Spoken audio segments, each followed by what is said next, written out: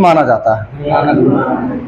थोड़ा सा इसमें समझना है, सिख साम्राज्य का संस्थापक किसे माना जाता है? महाराजा रणजीत सिंह को माना जाता है, ठीक है। और वास्तविक संस्थापक की यदि बात करें तो गुरु नानक, जो सिख धर्म के पहले गुरु हुए। बताइएगा सिख धर्म के दूसरे गुरु कौन है? गुरु अंगद। और गुरु अंगद का बचपन का नाम, जिसे प्रारंभिक नाम लहना था। सिख गुरु जो है गुरु नानक के द्वारा एक व्यवस्था प्रारंभ किया गया था जिसका नाम लंगर व्यवस्था था, लंगर था, ठीक है। और लंगर व्यवस्था के अंतर्गत संगत और पंगत नाम की दो व्यवस्थाएं थी, ठीक है। उसके आगे जो ये कहा जाता है, लंगर व्यवस्था को कंटिन्यू करने का काम किसके द्वारा किया गया था? गुरु अंगद के द्वारा किया गया था, जो कि सिख धर्म के दूसरे गुरु हुए। आगे बात करते हैं सिख धर्म के तीसरे गुरु की। तीसरे गुरु कौन? गुरु अमरदास। अमरदास की बात करते हैं तो अमरदास सिख धर्म के तीसरे गुरु हुए और चौथे रामदास हो गए, ठीक है। अब यहाँ पे कंफ्यूजन होता है तीसरा चौथा में। हमेशा होता है कि तीसरा अमरदास होंगे कि चौथा अमरदास होंगे, या तीसरा रामदास या चौथा रामदास। इसमें ध्यान रखिएगा कि भगवान कोई भी लोगों को 2 बार माफ करते हैं। अगर तीसरी बार माफ कर दिए इसका मतलब वो अमर हो जाएगा। इसका मतलब तीसरा गुरु कौन हो जाएंगे? अमरदास हो जाएंगे। एक छोटा सा लॉजिक ही है। तो तीसरा गुरु अमरदास। अगर कोई व्यक्ति अमर हो जाता है इसका मतलब भगवान राम हो सकते हैं, ठीक है।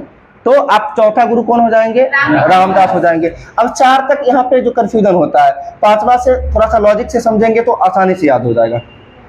चौथा की बात यदि हम करते जैसे रामदास, रामदास के द्वारा कहा जाता है कि अमृतसर में, यानी पंजाब के अमृतसर में जो है जलाशय का निर्माण करने का काम रामदास के द्वारा ही किया गया था, जो कि अमरदास की बेटी होती है बीबी भानी, जिसे जो है अकबर के द्वारा 500 बीघा जमीन दान में दिया जाता है, ठीक है। और उसी जमीन में जो है अमृतसर जलाशय का निर्माण किया जाता है।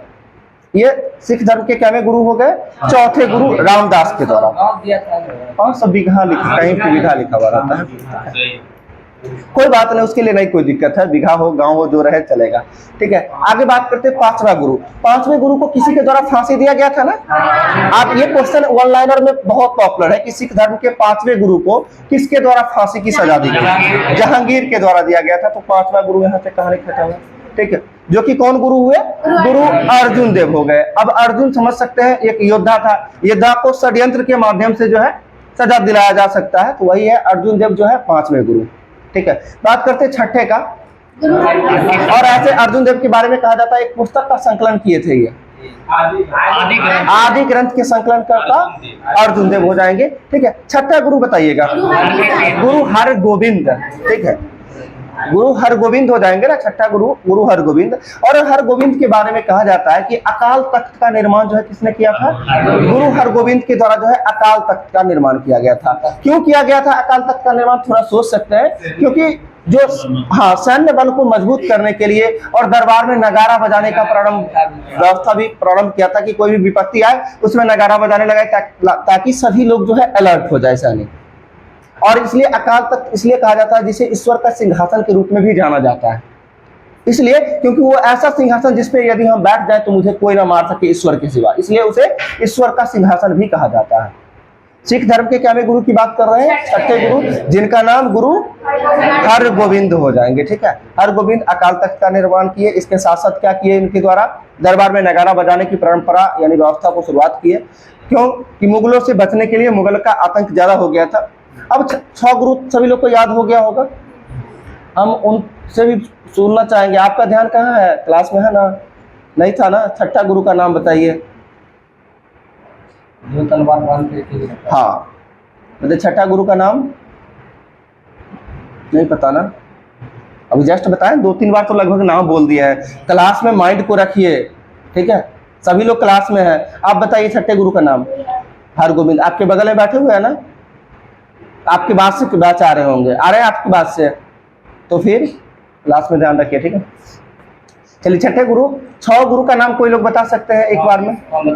बस इतना ही लोग, बाकी लोग आप बोलिए। ठीक है, अमरदास। देख रहे इतना आराम से, हड़बड़ाने की जरूरत नहीं, आराम से बोलिए, ठीक है।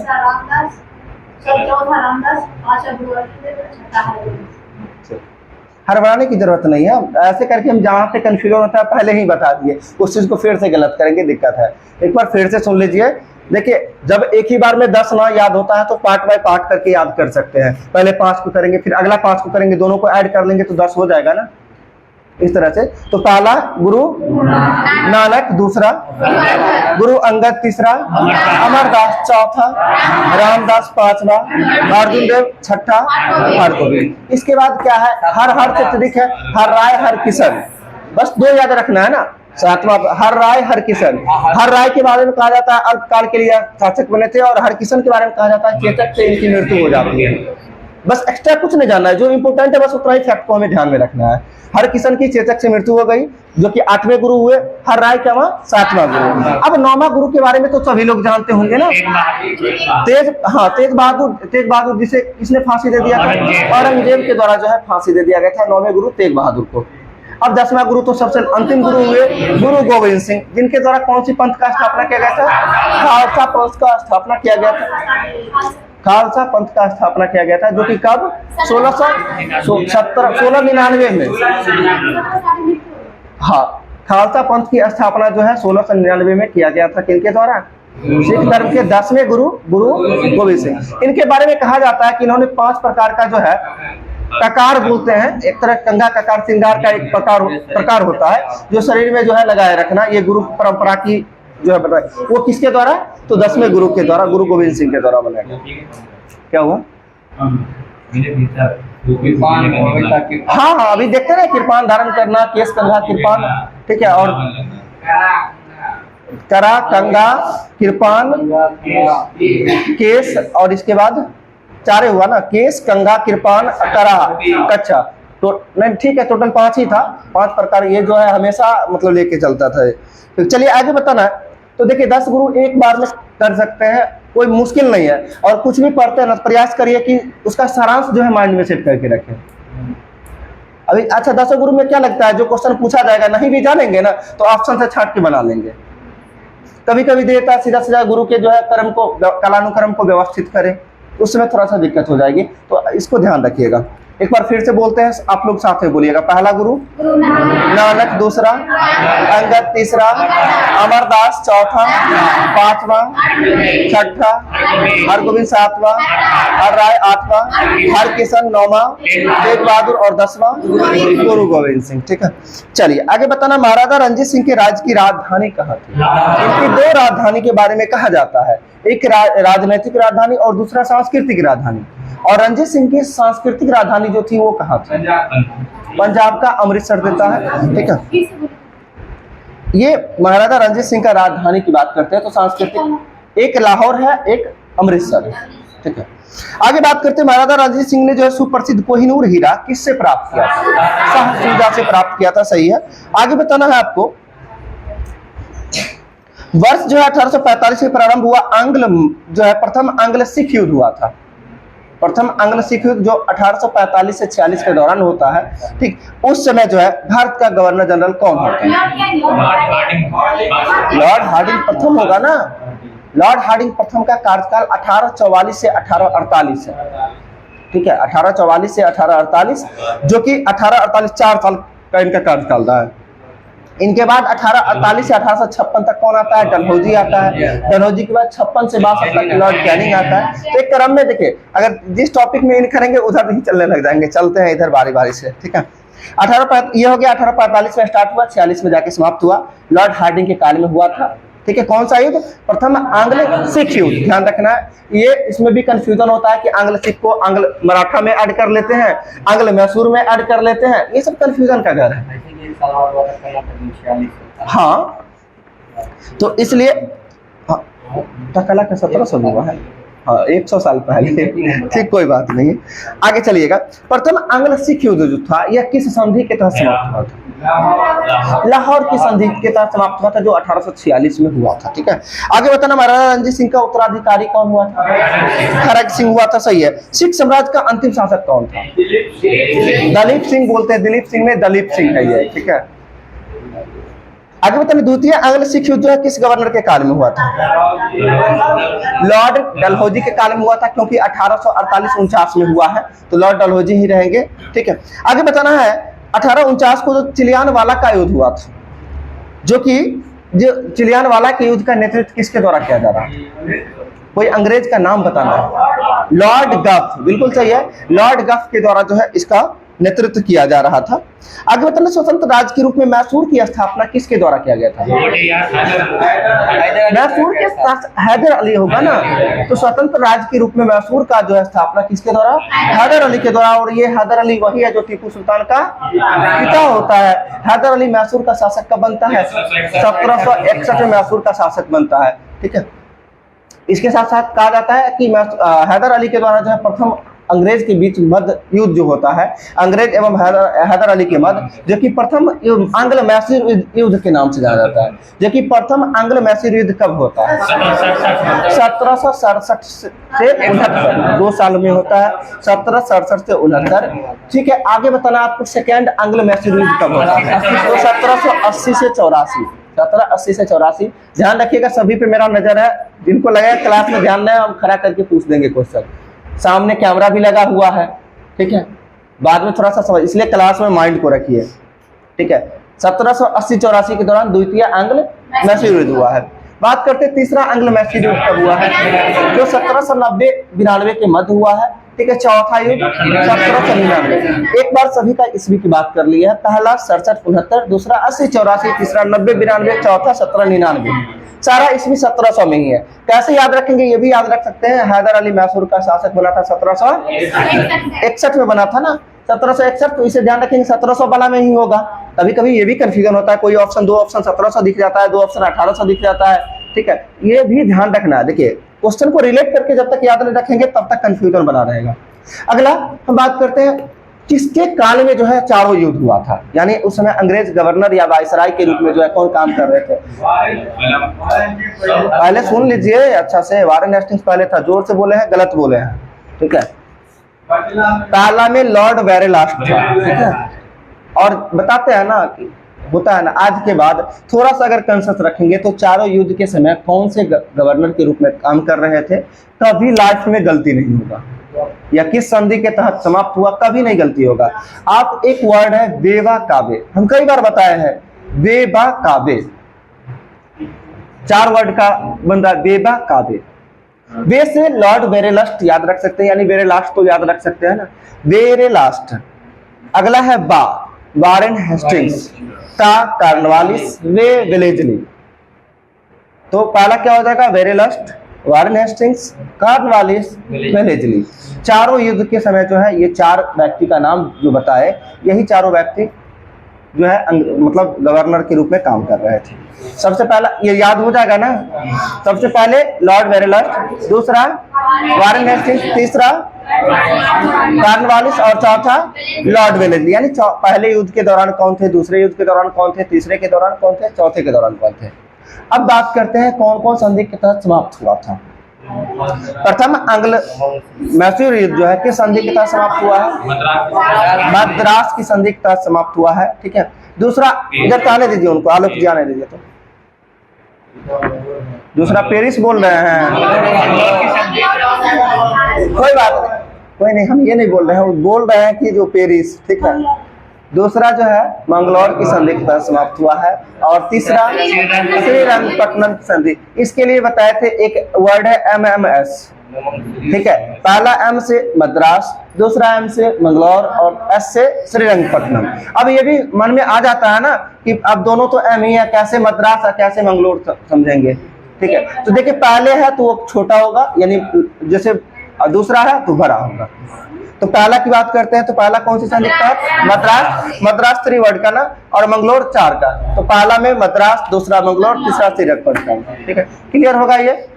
इसमें इससे रिलेटेड यही प्रश्न पूछा ही जाता है। अब बीच में प्रश्न आता है कि हैदर अली की मृत्यु जो है किस 1799 में, मार लगेगा मार।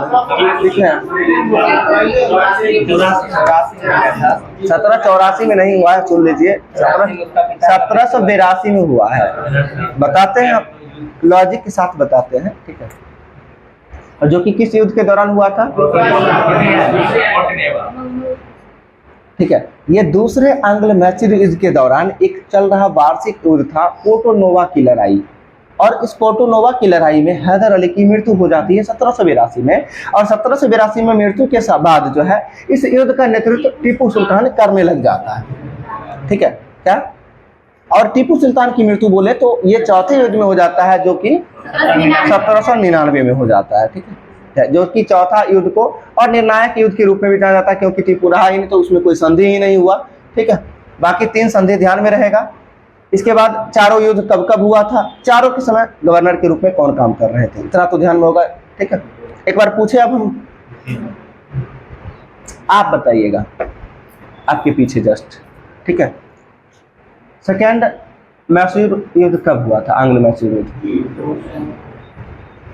कॉन्फिडेंस के साथ बोलिए, कोई दिक्कत नहीं है, गलत भी होगा तो कोई विशेष सजा नहीं है। हम समझते हैं कि पहले से नहीं याद होगा तो एक बार में किन्हीं को याद नहीं होता है।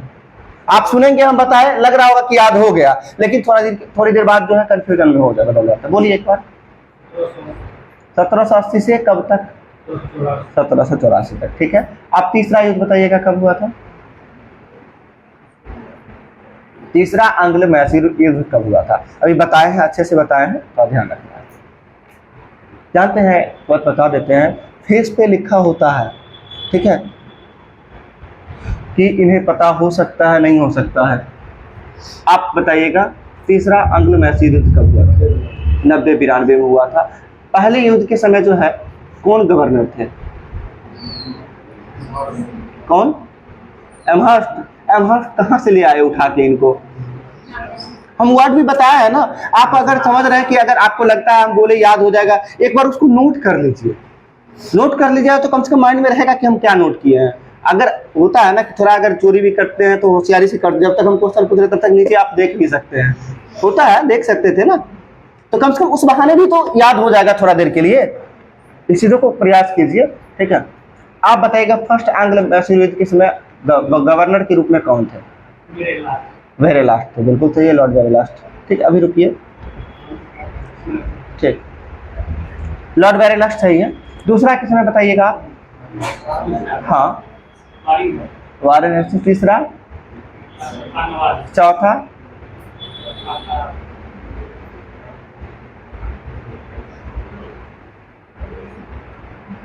होता है कोई बात नहीं, आप रुक जाइए। आप बताइए चौथा युद्ध किस समय? बेलेजली नहीं, बेलेजली है। ठीक है, ध्यान रखना है, बेलेजली है। ठीक, अभी इधर से पूछे, आप बोलिए फर्स्ट किस समय कौन थे गवर्नर? Warren Hastings. आप बताइए क्या ये सही बताए? नहीं बताए, क्या सही होगा? वेरेलास्ट, बिल्कुल सही है। ठीक है, आप बताइए साइड में दूसरे के समय कौन थे? याद नहीं है? आप बताइए अभिलाषा जी, दूसरा आंग्ल मैसूर युद्ध के समय अंग्रेज? वारेन हेस्टिंग्स, बिल्कुल सही है। आप लोग, हम उम्मीद करते हैं कि याद हो जाए। एक बार नहीं हुआ है, दोबारा जब जाके अपने से एक बार देखिएगा, प्रयास कीजिएगा, हो जाएगा। लेकिन ये जान लीजिए कि एक ना एक बार अच्छे से आपको पढ़ना पड़ेगा, तभी जाके याद रहेगा। ठीक है, चलिए आगे चलते हैं। स्वतंत्र राज्य के रूप में मैसूर की स्थापना अभी जस्ट बताए थे, किसके द्वारा किया गया था? हैदर अली के द्वारा किया गया था। रणजीत सिंह ने किस मिसल से लाहौर को और अमृतसर, मतलब लाहौर और अमृतसर प्राप्त किए थे? तो पहले सुन लीजिए, महाराजा रणजीत सिंह का संबंध जो है शुक्र चकिया मिसल से था। लेकिन अभी का क्वेश्चन जो आपसे है कि रणजीत सिंह ने किस मिसल से लाहौर और अमृतसर को प्राप्त किया था? भंगी मिसल, बिल्कुल सही है, भंगी मिसल से प्राप्त किया था। ठीक है, आगे बताना है, बक्सर के युद्ध के समय ब्रिटिश सेना का सेनापति कौन था? ठीक है, हेक्टर मुंडो हो जाएंगे, बिल्कुल सही है। बक्सर के युद्ध के समय अंग्रेजी सेना का सेनापति हेक्टर मुंडो था। आपको बताना है बक्सर की लड़ाई हुई कब थी? 1764 में। अगर डेट की बात करें तो सही आ रहा है, 22 अक्टूबर 1764 को बक्सर की लड़ाई हुई थी। ठीक है, अब आपको बताना है बक्सर की लड़ाई किनके मध्य हुआ? एक मिनट रुकिए, एक मिनट, अभी आलोक जी रुकिएगा। देखिए, कुछ भी बोलने से पहले एक बार थोड़ा सा सोचिए। अब हेक्टर मुंडो को रॉबर्ट क्लाइव से लड़ा दीजिएगा। हम समझ रहे हैं, आराम से बोलेंगे, हड़बड़ाने की कोई जरूरत नहीं है। ठीक है, एक तो अंग्रेज था, दूसरा त्रिकुट सेनापति था। हाँ, त्रिकुट सेनापति में आपसे हम जो पूछेंगे उसका जवाब दीजिएगा। आप सही जानते होंगे एक था अवध का नवाब, एक था बंगाल का नवाब, ठीक है। अब आपको ये बताना है इसमें सिराजुद्दौला था या शुजा-उद-दौला था? ठीक है, शुजा-उद-दौला होगा, क्योंकि सिराजुद्दौला तो 1757 में ही प्लासी की लड़ाई में ही इसको मार दिया गया था ना। ये ध्यान रखना है। हम बताते हैं पहली बार गलत हम कर चुके थे। कब गलत किए थे? 2016 में। 2016 के एक WTN में गलत किए थे ये क्वेश्चन, ठीक है, कि जो मतलब बक्सर के लड़ाई के समय जो है ये बोलते हैं कि हाँ, अवध का नवाब कौन था? तो अवध का नवाब कौन था? तो एक नाम, पॉपुलर नाम था सिराजुद्दौला ही, नवाब के रूप में इसी को लोग पॉपुलर जानते हैं। शुजा-उद-दौला को बहुत कम जानते हैं, क्योंकि इसका विशेष कोई योगदान नहीं है उतना, ठीक है। इसलिए ध्यान रखना है। तो एक बार जब गलती हो जाता है तो माइंड में सेट हो जाता है, ठीक है। तो ये ध्यान रखना है कि बक्सर की लड़ाई में जो कौन कौन थे? तिरगुट था, और तिरगुट के साथ साथ इधर से कौन था? अंग्रेज था। अब आपको, और अंग्रेजी सेना का नेतृत्व कौन कर रहा था? अभी जस्ट बताया है, हेक्टर मुंडो कर रहा था। अब इस तिरगुट में कौन कौन भाग लिया था ये बताना है। एक का नाम तो मैं बता दिया हूं अभी जस्ट,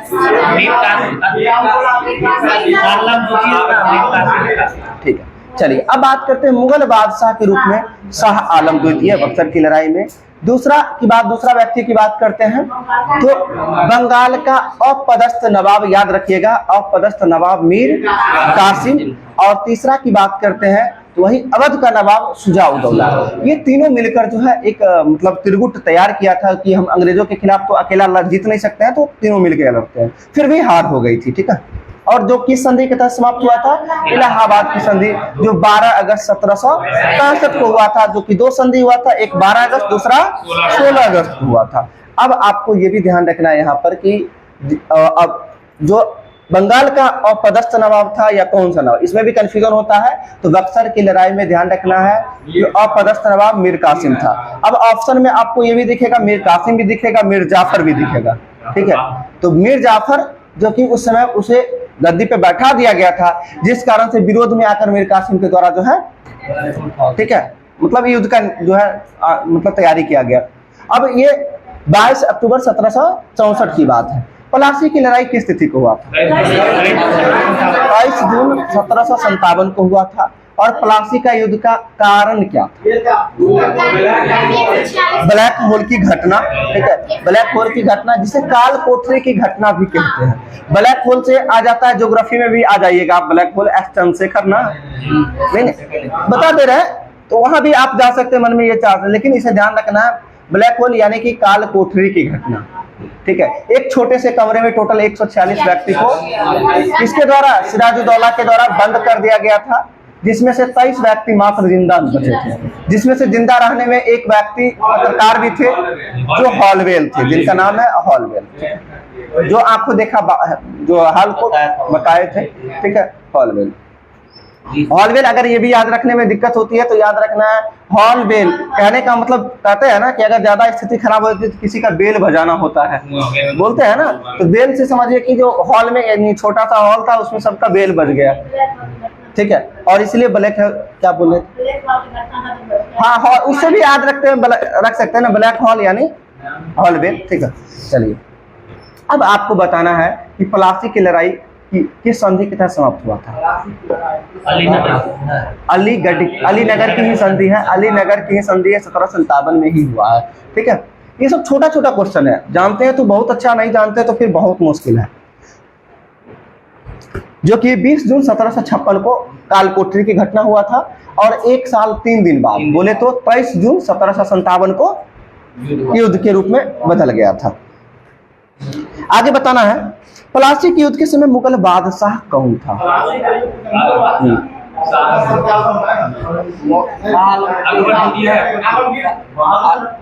अकबर द्वितीय को कहां से ला रहे हैं? बिल्कुल सही बोल रहे हैं, आलमगीर होगा ना, आलमगीर द्वितीय, ठीक है। आलमगीर, प्लासी के युद्ध के समय मुगल बादशाह जो है वह आलमगीर द्वितीय है। बक्सर की लड़ाई के समय हम जिनसे पूछेंगे वही बताइएगा। थोड़ा सा डिस्टर्ब में, ऐसा नहीं मन में आ रहा है कि कम क्वेश्चन हो रहा है, ऐसा नहीं सोचिएगा, ठीक है। आप बताइएगा बक्सर की लड़ाई के समय मुगल बादशाह कौन था? आपके पीछे शाह आलम द्वितीय। आप रुके रहिएगा, आप बोलिएगा बक्सर की लड़ाई के समय मुगल बादशाह, सिर्फ आप लोग की दिमाग की ताला खोलने का प्रयास कर रहे हैं ताकि अगले दिन से ये ध्यान रहे और ये सब क्वेश्चन आए तो एकदम पूरा जो है ना आंख चौकन्ना हो जाए। आप बताइए, आप बक्सर की लड़ाई के समय मुगल बादशाह मीर कासिम, मुगल बादशाह मीर कासिम कब बना?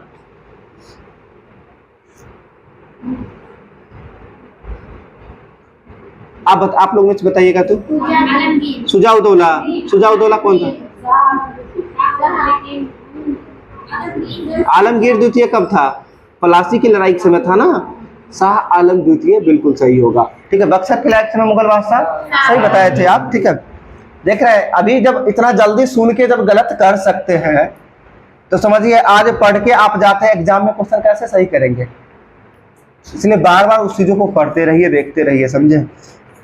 चलिए आगे बताना, बंगाल के किस नवाब ने यूरोपियों की तुलना मधुमक्खियों से की है? तो अलीवर्दी खां हो जाएंगे, अलीवर्दी खां। ठीक है, आगे बताते हैं 9 जनवरी 1757 को अलीनगर की संधि किनके मध्य हुआ था? अभी बोल रहे थे ना कि अलीनगर की संधि, हाँ, अंग्रेज में कौन था? Robert Clive. ठीक है, रॉबर्ट क्लाइव एवं ठीक है सिराजुद्दौला। ठीक है, रॉबर्ट क्लाइव एवं सिराजुद्दौला के मध्य जो है अलीनगर की संधि हुआ था। कब हुआ था? 9 फरवरी 1757 को हुआ था। ठीक है, आगे बात करते हैं, वर्ष 1760 में अंग्रेजों ने मीर जाफर को हटाकर किसे बंगाल का मीर कासिम को बना दिया गया था? देखिए 1757 में पलासी की लड़ाई के बाद जो है बंगाल का नवाब कौन बना था? मीर जाफर। और मीर जाफर को फिर 3 साल के बाद 1760 में हटा देता है और मीर कासिम को बैठा देता है। फिर 3 साल के बाद जो है मीर कासिम को हटा देता है, मीर जाफर को बैठा देता है, जिसके बाद 63 तक तो पहुंच ही गए हैं और 64 में जाके बक्सर की लड़ाई के रूप में जो है परिवर्तित कर लेता है मीर कासिम। ठीक है, बताइए मुर्शिद कुली खान ने जो है अपनी राजधानी ढाका से कहां स्थानांतरित किया? मुर्शिदाबाद। अब आपसे पूछा जाता है कि बंगाल की राजधानी का क्रम क्या है? ठीक है, ढाका, मुर्शिदाबाद, मुंगेर, ये ध्यान रखना है, ढाका, मुर्शिदाबाद, मुंगेर। अब आपको बताना है ढाका से मुर्शिदाबाद कौन किए थे? अभी जस्ट बताए हैं। ढाका से मुर्शिदाबाद करने के लिए मुर्शिद कुली खां किए थे। ठीक है, और मुर्शिदाबाद से जो है मुंगेर कौन किए थे? मीर कासिम किए थे। और मीर कासिम जब ये राजधानी को परिवर्तित कर लिया, यानी अंग्रेज से दूर कर दिया मुंगेर, इसलिए उसे हटा दिया गद्दी पर, फिर से सोचा कि इससे बढ़िया पहले वाला ही था, यानी जो कि ससुर दमाद का रिश्ता ही था मीर कासिम और मीर जाफर में। और कहा वही ना। और ये भी जान लीजिए कि क्लाइव का, रॉबर्ट क्लाइव का कुत्ता, कहीं इतिहासकार जो है अलग अलग नाम से इसे संबोधित करने का काम किया है। तो रॉबर्ट क्लाइव का कुत्ता मीर जाफर को कहा जाता है। ठीक है, ठीक है, हाँ, तो कहीं हर इतिहासकार का अलग अलग कहना है। चलिए आगे बताइएगा, सिराजुद्दौला के फोर्ट विलियम पर आक्रमण के समय जो है किसके नेतृत्व में अंग्रेजों ने ज्वारग्रस्त फुल्टा द्वीप पर शरण ली थी? ये फुल्टा द्वीप था, ज्वारग्रस्त था, जो कि किसके नेतृत्व, ये जो है किसके नेतृत्व में अंग्रेजों ने शरण लिया था? तो वो गवर्नर ड्रैक था, गवर्नर ड्रैक के नेतृत्व में शरण लिया था फुल्टा द्वीप पर। आगे बताना है, बक्सर के युद्ध के समय बंगाल का नवाब कौन था? देखिए अभी मीर जाफर, इसमें कंफ्यूजन नहीं है ना, बहुत ज्यादा दिक्कत होता था ये, समझे? क्या हुआ? हाँ, आराम से कर। हाँ, आपसे पूछा गया कि बक्सर के लड़ाई के समय बंगाल का नवाब कौन था? मीर जाफर ना। और इसीलिए तो देखिए क्वेश्चन जब अभी हम क्या बताए थे, अपदस्थ नवाब। अपदस्थ का मतलब गद्दी पे नहीं बैठा हुआ कौन था? मीर कासिम था। अगर आपसे सीधा सीधा पूछा जाता है तो मीर जाफर सही आंसर होगा। आगे बताना है आपको, 1700 में के आगे जो है मुगल साम्राज्य के विरुद्ध संघर्ष का नेतृत्व किस मराठा संरक्षिका ने की थी? तो ताराबाई थी ना। ताराबाई किसकी बीवी थी? साहू की। ठीक है, आगे बताना है, संभाजी के पश्चात मराठा शासन को किसने सरल और कारगर बनाया था? तो बालाजी विश्वनाथ। ठीक है, संभाजी के पश्चात जो मराठा को किसने कारगर और सरल बनाया था? वो बालाजी विश्वनाथ थे। आगे आपको बताना है, सिर-ए-अकबर, जिसे महान रहस्य के रूप में जानते हैं, यानी इसे हिंदी भाषा में जो है महान रहस्य बोलते हैं, जिसकी रचना किसने की थी? यानी दारा सिकों के बारे में कहा जाता है कि जितने भी, यानी जो है किसी भी रचना का जो है मतलब अनुवाद करता था वह सिर-ए-अकबरी के नाम से करता था। ठीक है, तो इसलिए उसे सिर-ए-अकबरी का अर्थ क्या होता है? महान रहस्य होता है दारा सिको। पूरे मुगलों में सबसे विद्वान दारा सिको ही था। ठीक है, आगे बताना, हैदराबाद के स्वतंत्र राज्य का संस्थापक। हाँ ठीक है, निजाम उल मुल्क भी इसका उपनाम है चिनकिलिज खां। चिनकिलिज खां या फिर निजाम उल मुल्क, जो कि हैदराबाद को स्वतंत्र राज्य के रूप में स्थापना किया था। आगे बताना, नादिर शाह के आक्रमण के समय मुगल शासक कौन थे? मोहम्मद शाह। आप सभी जानते हैं नादिर शाह का आक्रमण कब हुआ था? 1739 में हुआ था। 1739 में नादिर शाह का आक्रमण हुआ था। हाँ, इसी वर्ष करनाल का भी युद्ध हुआ है। अब आपको ये भी बताना है कि 1739 में नादिर शाह के आक्रमण मुगल बादशाह, आप जस्ट बताया अभी, मोहम्मद शाह। मोहम्मद शाह का उपनाम रंगीला बादशाह। ठीक है, मोहम्मद शाह का उपनाम रंगीला बादशाह। आपसे पूछा जाए कि तख्ते ताउस पर बैठने वाला अंतिम शासक मोहम्मद शाह। तख्ते ताउस का निर्माण करने वाला शासक शाहजहां। हाँ, इसके वास्तुकार की बात करते हैं तो बेबादल खां इसके वास्तुकार हैं। ठीक है, बेबादल खां। ठीक है, किसका? तो मयूर सिंहासन, जिसका उपनाम ही था तख्ते ताउस, यानी मयूर सिंहासन के रूप में भी जानते हैं। और मयूर सिंहासन इसी को लूट के लेके कौन चला गया था? नादिर शाह चला गया था। तो अब बैठेंगे मुगल शासक किस पे? तो 1739 में आया था मोहम्मद शाह के काल में, तो अंतिम शासक मोहम्मद शाह ही होंगे। ठीक है, आगे बताना है, बहमनी राज्य की स्थापना किसके द्वारा की? हसन गंगू के द्वारा किया गया था। कब किया गया था? 1347 में किया गया था बहमनी राज्य की स्थापना हसन गंगू के द्वारा 1347 में। और बहमनी राज्य की राजधानी कहाँ थी? गुलबर्गा। ठीक है, हाँ, गुलबर्गा, बिदर, वो सब अलग अलग नगर था। आप एक जगह बताते हैं कैसे बोला जाता है, कैसे है और कैसे मिस्टेक होती है। आप जब बुक में पढ़ते हैं ना, एक जगह पे कोई भी चीज पढ़ेंगे ना, तो आप उसके साथ साथ रिलेट हो जाती है। ठीक है, जैसे कि अगर 16 महाजनपद की बात करें, एक दो महाजनपद का नाम बोलेंगे, तीसरा महाजनपद अपने आप आ जाता है मुंह से। ठीक है, बस वही चीज है। तो वो बहमनी राज्य की राजधानी कहाँ थी? गुलबर्गा। आपको ये बताना, बहमनी राज्य की भाषा क्या थी? मराठी। नहीं, मुद्रा का नाम बताना है। बहमनी राज्य का भाषा नहीं दिया गया, मुद्रा का नाम बताना है। हून था, बहमनी का मुद्रा हून था। और इधर जो बगल में चल रहा था विजयनगर साम्राज्य, उसका मुद्रा पैगोडा था। अब बताना, विजयनगर साम्राज्य का स्थापना कब हुआ था? 1336 में हुआ था। किसके द्वारा किया गया? बिल्कुल सही, हरिहर बुक्का के द्वारा जो है विजयनगर साम्राज्य का स्थापना किया गया था। ठीक है, किसका? विजयनगर का पैगोडा। देखिए ना, याद कैसे रखना हम बताते हैं ना। बोले ना कि जितना भी चीजें जीकेजीएस के सबसे कमजोर स्टूडेंट हम खुद रहे हैं, इसलिए मुझे पता है कि कहाँ कहाँ पे गलती होता है और कहाँ कहाँ गलती कर सकते हैं। ठीक है, बहमनी जैसे बोलते हैं, बहमनी ह यानी हून, याद रखिएगा। तो बहमनी साम्राज्य का मुद्रा क्या हो जाएगा? हून हो जाएगा। विजयनगर की बात करते हैं तो पॉफा बॉ आता है ना, विजयनगर, ध्यान रखिएगा, यानी पैगोडा। ठीक है, पॉफा बॉ में बॉ आता है ना, इसे ध्यान रखना है। विजयनगर का मुद्रा क्या हो जाएगा? पैगोडा। बहमनी का मुद्रा क्या होगा? हून। ऐसे भी एक याद है तो दूसरा ऑटोमेटिक आप कर सकते हैं, यानी कंफ्यूजन नहीं होता है, वहां पे दो ही आ ही रहा। आपको ये भी बताना है कि विजयनगर साम्राज्य में कुल कितने राजवंशों ने शासन किया था? 4। वो चारों वंश का नाम बताना। ठीक है, देखिए यहाँ पे अब हम जिनसे पूछेंगे वही बोलिएगा। ठीक है, कि संगम वंश के तीसरे वंश का नाम बताना है। जिनसे पूछ रहे आप बताइएगा। न्याय हाँ, एक क्रम है तो वही तीसरा क्रम पे कौन आता है? तुलुब आता है। ठीक है, आप बताइएगा तीसरा वंश। आप बगल में अभिलाषा जी, तीसरा वंश नहीं पता है। आप बगल में तीसरा नहीं पता, आपके बगल में नहीं पता। ठीक है, इधर से इस रो में तीसरा वंश नहीं पता आपका, नहीं ना, आप यहाँ तक नहीं है। ठीक है, आप बताइए तीसरा वंश। ठीक है, कोई बात नहीं, तीसरा तौ से तुलुब। ठीक है, कोई बात नहीं। आप भी अंदर से लग रहा था मन में कि नहीं गलत है, इसलिए लग रहा था गलत बोल दिया है। होता है, देखिए कॉन्फिडेंस रखना है। ठीक है, लेकिन ये नहीं बोले थे ना कि गलत बोल रहा है, ध्यान रखना चाहिए इस बात का भी। देखिए, तौ से तीसरा, तौ से तुलुब। यहाँ पे कंफ्यूजन होता है दूसरा और तीसरा में। ठीक है, पहला तो संगम सभी लोग जानते हैं, सालू या तुलुब में फंस जाते हैं कि पहले सालू आएगा कि पहले तुलुब आएगा। तो जब हम तुलुब, तौ से तीसरा, तौ से तुलुब, तो कभी दिक्कत नहीं होना चाहिए। और ये भी देख लीजिए, इसमें बहुत सारा ट्रिक भी है। सास तू आ, ठीक है, हाँ, सास तू आ मतलब आ से अराबिडू हो जाएगा, तू से तुलुब हो जाएगा। और सास से पहला सास से सौ से क्या हो जाएगा? संगम, दूसरा सौ से सालू। ठीक है। तो बहुत सारा ट्रिक भी है, ऐसे भी याद रख सकते हैं। तो ये इंग्लिश में भी आप स्पेलिंग से भी बना सकते हैं, एस स्क्वायर हो जाता है एस स्क्वायर टी ए, जैसे कि तो अपने भारत का जो है पूर्वोत्तर में कितने राज्य हैं? 7 सिस्टर के रूप में जानते हैं। पूर्वोत्तर भारत के 7 राज्यों को 7 सिस्टर्स के रूप में जानते हैं। इसमें कौन कौन से राज्य आते हैं? इसका सिक्किम हम जानते हैं, बोल लीजिएगा, सिक्किम को छोड़ के सब है, ठीक है। और सिक्किम को क्या ब्रोदर के रूप में जाना जाता है? 7 सिस्टर्स का हाँ 1 ब्रोदर के रूप में जाना जाता है। इसमें इस 7 को याद रखने के लिए हम ट्रिक बनाए थे, ए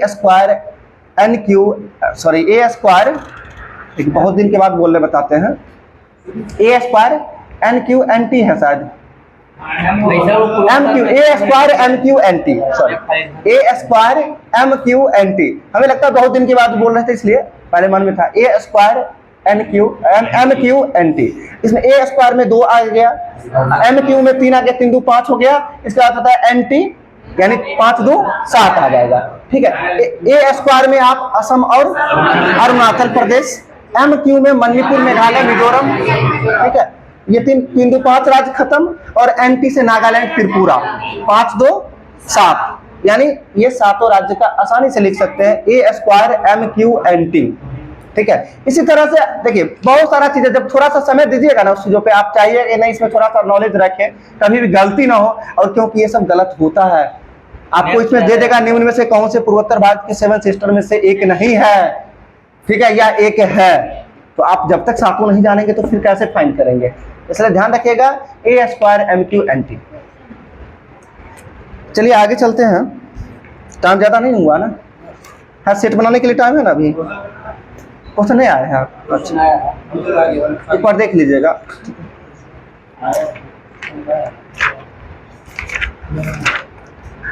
चलिए बताइएगा, आत्मीय सभा के संस्थापक कौन थे? राजा राम मोहन राय। कब किए थे? 1815 में किए थे। कहाँ में किए थे? कलकत्ता में, ठीक है। एक लाइन में ध्यान रखना, आत्मीय सभा का स्थापना राजा राम मोहन राय के द्वारा 1815 में कोलकाता में इसका स्थापना किए थे, ठीक है।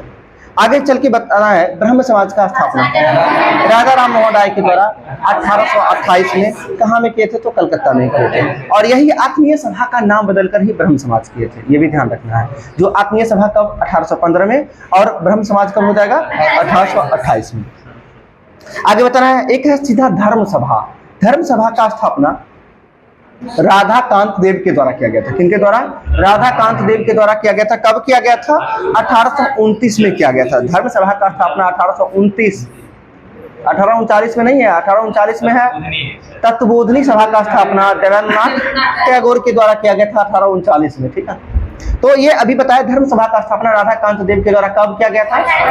1829 में किया गया था, ठीक है, जो कि कोलकाता में। अब आगे बताना, अभी तत्वबोधनी बताए दिए। परमहंस मंडली का स्थापना बताइए।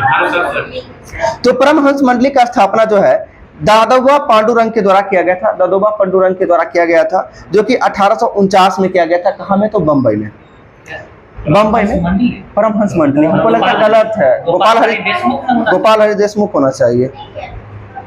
परमहंस मंडली, इसमें दादोबा पांडुरंग दिया गया है। ये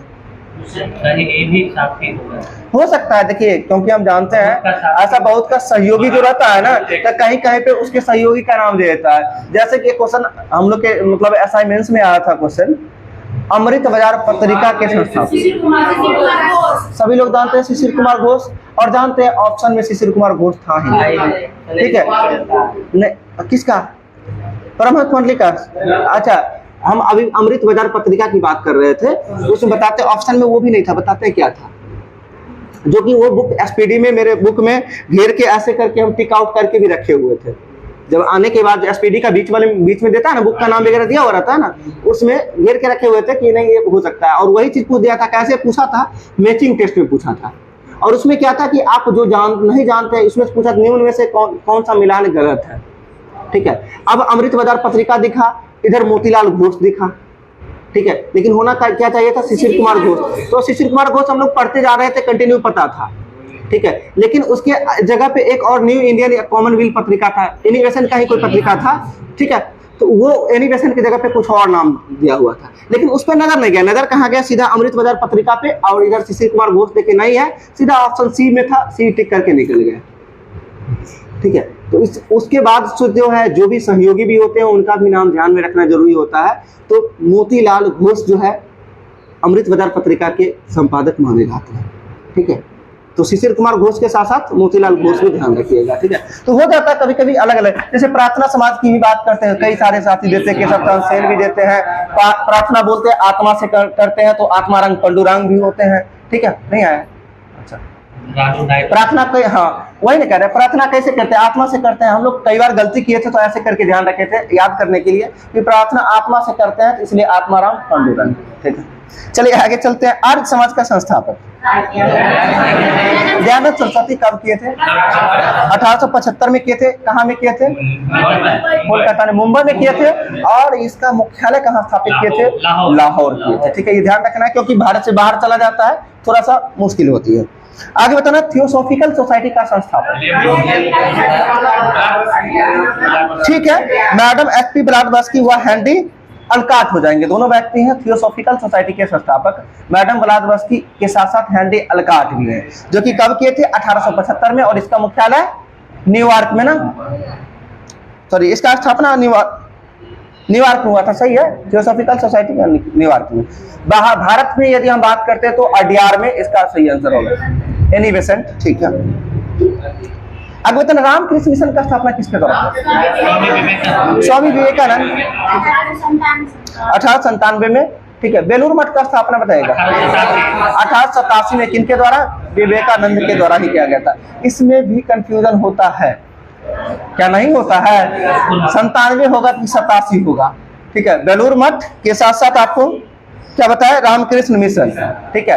तो रामकृष्ण मिशन, ठीक है, ज्यादा है ना, रामकृष्ण मिशन तो बड़ा वाला होना चाहिए 97। बेलूर छोटा 87। तो बेलूर मठ का स्थापना 1887 में, रामकृष्ण मिशन का स्थापना 1897। आगे बताना, भारत सेवक समाज का स्थापना किसके द्वारा किया गया?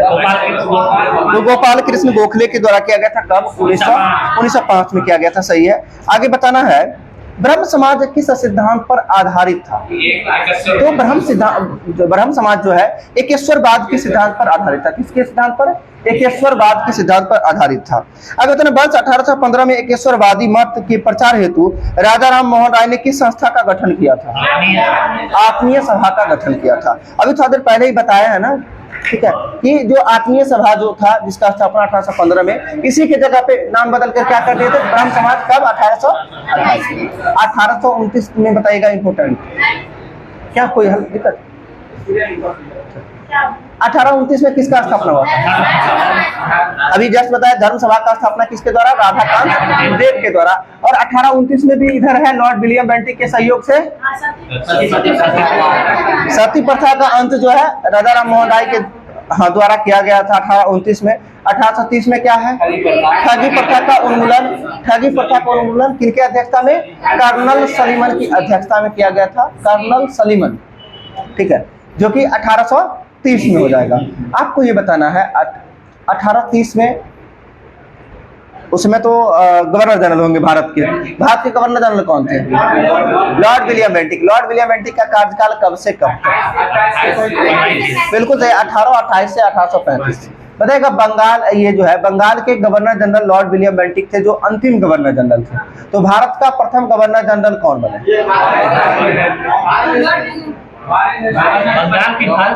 भारत का प्रथम गवर्नर जनरल कौन बने? लॉर्ड विलियम बेंटिक ना। ये सब देखिए आसान चीजें हैं लेकिन बहुत मुश्किल हो जाती है। भारत का प्रथम गवर्नर जनरल बोलेंगे तो लॉर्ड विलियम बेंटिक बोलेंगे, क्योंकि 1833 के चार्टर एक्ट के तहत जो है बंगाल के गवर्नर जनरल को भारत का गवर्नर जनरल बना दिया गया था, ठीक है।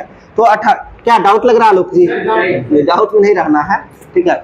1833 के चार्टर एक्ट के तहत जो है बंगाल के गवर्नर जनरल का नाम बदलकर भारत का गवर्नर जनरल कर दिया गया था। जब 1833, आप सभी जानते हैं कि लॉर्ड विलियम बेंटिक का कार्यकाल 1828 से 1835 तक था। तो जब 35 इसी बीच में 33 का है, तो जो पहले रहेगा वही नहीं रहेंगे, तो लॉर्ड विलियम बेंटिक हो जाएंगे। और बंगाल का अंतिम गवर्नर जनरल की बात करें तो वो भी लॉर्ड विलियम बेंटिक ही होंगे ना, जो प्रथम है उधर ये अंतिम होंगे ना। ठीक है। और इसके बाद जो है भारत का गवर्नर जनरल का नाम बदलकर वायसराय कब किया गया था? 1857 के बाद जो है क्रांति बता रहे 1857 की क्रांति के बाद 1858 में महारानी विक्टोरिया के घोषणा पत्र के द्वारा जो है भारत के गवर्नर जनरल को नाम बदलकर भारत का वायसराय कर दिया गया था। और वायसराय बनने वाले लॉर्ड कैनिंग, पहले बताए थे लॉर्ड कैनिंग का कार्यकाल 56 से 62, 1856 से 62 तक, तो 1858 इसी बीच में आता है ना। और ये भी कहा जाता है महारानी विक्टोरिया का घोषणा पत्र किसके द्वारा पढ़ा गया था? लॉर्ड कैनिंग के द्वारा ही पढ़ा गया था। कहाँ में पढ़ा गया था? इलाहाबाद में पढ़ा गया था, जो कि 1 नवंबर 1858 डेट है, 1 नवंबर 1858। हाँ, और भारत की सामग्री महारानी विक्टोरिया को कब घोषित किया गया था? 1877 में। देखिए इसमें 1858 भी देखने को मिलता है आपको, तो 1858 के अधिनियम के द्वारा 1877 में महारानी विक्टोरिया को भारत की सामग्री घोषित की गई थी। ठीक है, देखिए अब इसमें कहीं कहीं 76 भी देखे हैं, 77 भी देखे हैं, 78 भी देखे हैं। राइट आंसर 77 है, राइट आंसर 77। 76 क्या हुआ? हाँ, फिर शाही अधिनियम आया है 76, उसके तहत 77 में इसे जो है भारत की सामग्री घोषित किया गया। क्या हुआ? किसका? क्या नहीं?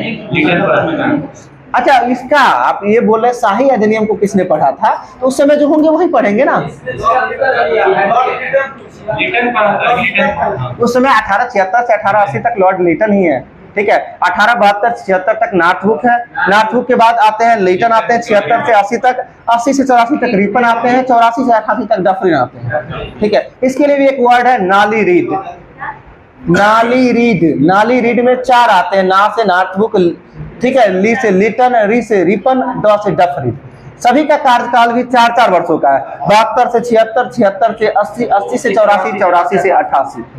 ठीक है, बोले ना कि पूरे वायसराय गवर्नर जनरल का जो पूरे का ट्रिक है मेरे जवाब में। इसके बाद आगे याद किया है ना, इसके बाद आगे फिर है एक बीच में आते हैं लॉर्ड लैंसडाउन आते हैं, उसके बाद फिर एक मिहा चेरी इवे लिवे आप कीजिएगा, यहाँ से आप आजादी तक पहुंच जाइएगा, लॉर्ड वेवेल तक पहुंच जाएगा। लॉर्ड वेवेल पहुंच गए, इसके बाद तो आजाद करवाने वाले ही आए।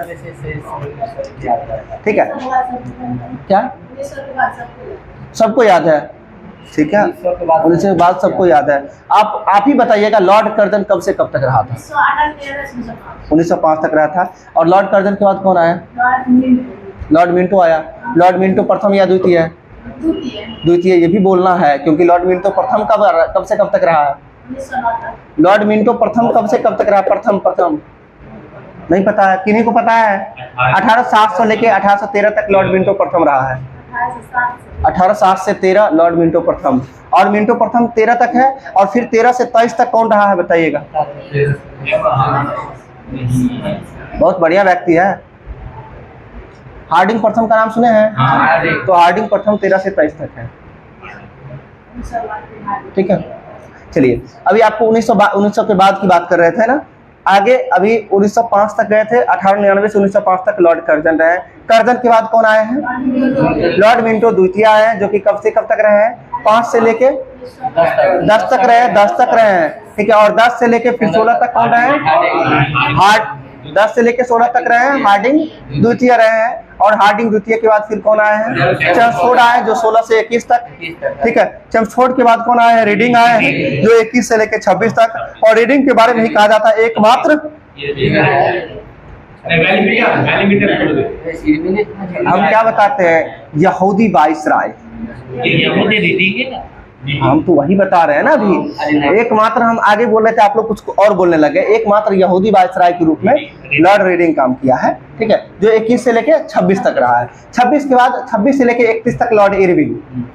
जो क्या आप कहाँ घूम रहे हैं?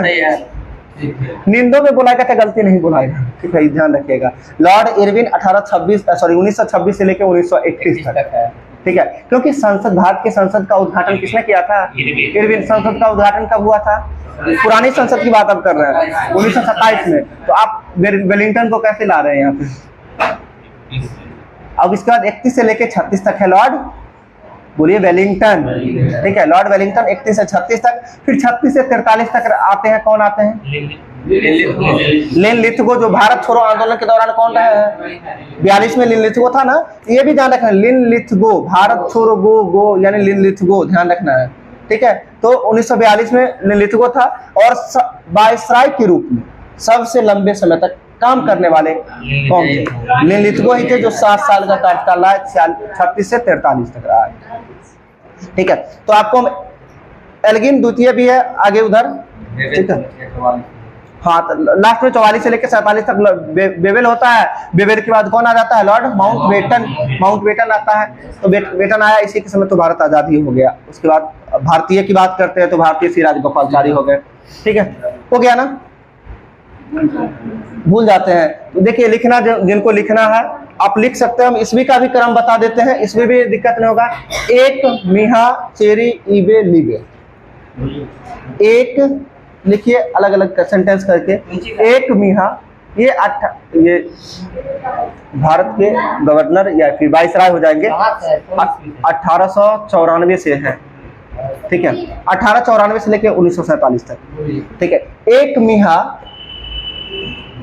मीहा चेरी ईबे लीबे,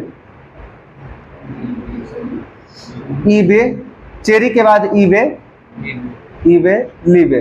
देखिए कोई बुक का नहीं है या किसी का द्वारा बनाया गया नहीं है, खुद के द्वारा बनाया गया है। हम याद, फर्स्ट मेरा कॉपी जो था, जो प्रॉब्लम का कॉपी होता है, वो कॉपी अभी भी है रखा हुआ। उस कॉपी में लास्ट में जो होता है ना, हम लोग क्या करते थे, कुछ एक्स्ट्रा पॉइंट लिखते हैं तो उसको लास्ट से लिखना शुरू करते थे। तो कॉपी के मतलब उस लास्ट में लिखा हुआ अभी तक, उस चीज को याद रखें। तो अब ध्यान देखिए, 1801 मीहा चेरी ईबे लीबे हो गया, लिख लिए। अब ए से एल्गिन द्वितीय, क से कर्जन, एक का कहानी खत्म। ए से एल्गिन द्वितीय, क से कर्जन, एक हो गया। मी से मिंटो द्वितीय, ठीक है, हा से हार्डिंग द्वितीय। यानी इसमें जो भी नाम आता है सब द्वितीय वाला आता है लगभग, जो फर्स्ट प्रथम द्वितीय का आता है सब, ठीक है। हार्डिंग तक हो गया। इसके आगे हार्डिंग के बाद लिखिएगा चेरी, चे से चेम्सफोर्ड, री से रीडिंग, चेरी हो गया। ईबे, ई से इरविन, बे से वेलिंगटन, ईबे हो गया। लीबे, ली से लिनलिथगो, बे से बेवेल, ठीक है। इसके बाद तो अंतिम जान ही रहे हैं, माउंटबेटन, ठीक है, और श्री राजगोपालाचारी वो हो जाएंगे। अब इसका ईस्वी में दिक्कत है, तो पहला 4 साल, अभी 5 साल, 1894 से लेके 99, 1894 से 99 5 साल, 99 से लेके 5 तक 6 साल, फिर 5 साल 5 से लेके 10 तक। 1894 से 99 पहला में लिख लीजिए, दूसरा में 1899 से 1905, तीसरा में 5 से लेकर 10, 10 से 16, 16 से 21, 21 से 26, 26 से 31 और 31 36, 36 43, ठीक है, 36 43 और 43 से 47 बेवेल। हाँ वही है, 44 से देता है बेवेल के बारे में, 43 44 देता है। क्या क्या बोले? अच्छा, 1836 में चार्ल्स मेटकॉफ है ना, कि 1936 में है? एक मिनट, अभी तो 1900 में बता रहे हैं ना आपको। जब 1899 बताए हैं तो उसके बाद 1900 में जा रहे हैं ना। हम खुद ही शौक होते कि मेटकॉफ कैसे छूट गया, ठीक है, वो 1800 में ही है चार्ल्स मेटकॉफ। अच्छा बताते हैं ना आपको, तो अभी क्या बताएं आपको, 94 से 99 बताया है ना, तो 94 के बाद बताया है ना। इससे पहले देखिए, इससे पहले के लिए थोड़ा देर पहले नाली रीड बताए थे, 1872 से लेके कहा 1888 तक। नाली रीड 1872 से 88 तक, तो इस बीच में एक ही छूटता है, वो लेंस डाउन छूटता है जो 88 से लेके 94 तक, और फिर लेंस डाउन के बाद तो फिर ट्रिक मिल रहा है। क्या? अच्छा, धुरंध रेखा का निर्धारण ये भी विवादित है, विवादित प्रश्न है। हुआ है 1896 में, लेकिन लेता है लेंस डाउन, ठीक है, इसलिए 1896 कैसे होगा, ठीक है, हो गया ना। इसको एक बार कोशिश करिए कि 2 बार पढ़ने का, बुक से पढ़ते हैं, और ये तभी याद, आप सबों को इसलिए तभी याद रहेगा। इसमें भी क्रम में लिखा है, जैसे पहला 5 साल का है, दूसरा 6 साल का है, फिर 5 साल का है, फिर 6 साल का है, फिर 5 से कंटिन्यू है। 56 56 55 55 देख रहे हैं, जितना आप उस पर सोचिएगा उतना ज्यादा लॉजिक बन जाएगा। ठीक है, 56 56 55 55 का मतलब क्या हुआ, पहले जो है 5 6 है, फिर 5 5 5 5 का कंटिन्यू, ये भी है। अब इसको आप तभी याद रख सकते हैं, या सभी गवर्नर वाइसराय को तभी याद रहेगा जब इसका कुछ ना कुछ काम याद रहेगा। जब इसका काम याद रहेगा तो उम्मीद करिए कि पूरा याद हो जाएगा। ठीक है, काम नहीं याद रहेगा तो कंफ्यूजन होगा। आप अगर समय रहे तो हम बोल रहे हैं ना कि सभी से पहला से शुरू करेंगे तो सबका कुछ ना कुछ काम बोलते हुए लास्ट तक पहुंच सकते हैं, जितना एग्जाम में पूछा जा सकता है। और प्रयास कीजिए, जब जीके जीएस को अच्छा करना है, बिना अच्छा किए हुए तो कुछ नहीं होगा। ठीक है, भले अच्छा, जब तक अच्छा नहीं करेंगे तब तक नौकरी के लिए क्या हमें एवरेज करना ही पड़ेगा।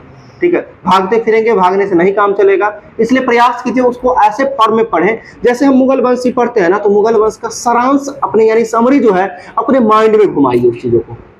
कभी आपको क्यूज करवाने का ही मौका मिलता है तो आप प्रयास कीजिए आपके माइंड में कितना क्वेश्चन आता है। अगर मुगल वंश बोले तो आपके दिमाग में क्वेश्चन चलना चाहिए ना कि हाँ चलो मुगल वंश के संस्थापक से शुरू करते हैं, कौन कौन सा पद्धति या फिर कौन कौन सा व्यवस्था किसने लाया, ये सभी चीजें दिमाग में चलना चाहिए। तब जाके देखिए जीके जीएस में कितना इंटरेस्ट आएगा। हिस्ट्री पॉलिटी में लोग कहते हैं इंटरेस्ट नहीं आता है, आर्टिकल अनुच्छेद पढ़ते हैं, राष्ट्रपति बोलते हैं, उसी का सारा अनुच्छेद एक बार माइंड में रिकॉल कर लीजिए कि राष्ट्रपति के द्वारा कौन कौन सा अनुच्छेद इंपोर्टेंट है, क्या क्या कर सकता है, कौन से अनुच्छेद के द्वारा अधिकार दिया गया है। जब तक इस चीजों पे फोकस नहीं करेंगे नहीं होगा। बोलिए। सम्राट का जो हाँ, तो बहुत व्यक्ति को देखते हैं जो सामग्री पढ़ते थे। देखिए इस पढ़ने के लिए स्त्रीलिंग पुल्लिंग की बात अगर कीजिएगा तो वहाँ पे लेकिन वो तो विद्या गलती वहाँ लगा रहे हैं कुछ। हम देखते थे व्याकरण में जो जब ऊपर से रेप टाइप वाला रॉ हो तो जिस फॉर्म पे लगा होता है उसके पीछे पढ़ते हैं उसको, और नीचे वाला रॉ में जिस पर लगा हो उससे आगे पढ़ते हैं। तो सम्राट जैसे पढ़ते हैं तो में लगा होता है आगे पढ़ते हैं। इसी तरह इसमें सम्राटी होगी, सामग्री नहीं होगी। सामग्री भी पढ़ते हैं ना, नहीं